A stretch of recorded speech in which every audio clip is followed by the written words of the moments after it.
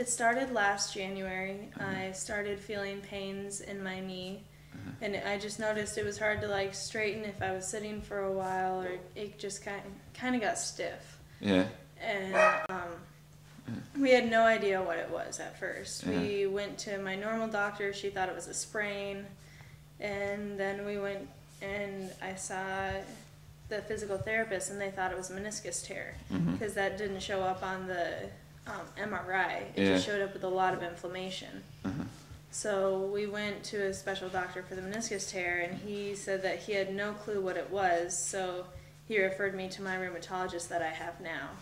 And Dr. Swenson saw me and he said, "This is easy, you have juvenile arthritis." It actually is a lot more common in children than you notice, but it's just hard to tell because it's not like you're walking around with like crutches or anything.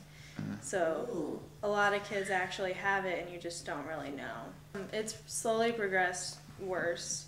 So it started out in my knee, and then it moved to my toes, and then now it's in my hands, my wrists, my elbows, hip, knee, and toes. So I can go back to those. Sorry. Yeah. Knee, toes, fingers, wrists, elbow, and jaw. I wake up in the morning and it'll be so stiff and swollen that I can't even move the joints that are affected. Like, I won't be able to move my jaw, I won't be able to move my fingers. I'll have to lay there with a heating pad on it because heat helps to get the stiffness better, but the swelling's still there usually.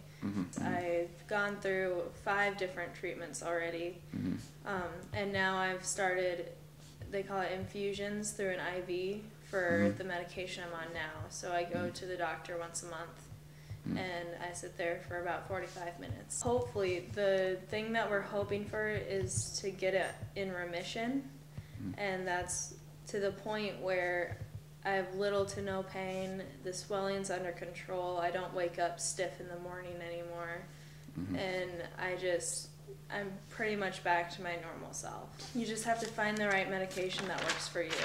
And some kids, you start with one thing and it works right away, and others you have to go through multiple different medications until you find one that actually works for you. I have to rely a lot on other people. Just when I'm stiff and swollen and I can't do many things on my own, my mom has to help me a lot, getting up in the morning and stuff like that. Like, not what normal 17-year-olds have to go through. It was hard to accept, but I've figured out by now if I don't have an optimistic attitude, it's not going to get any better, so I might as well be optimistic about it and hope for the best.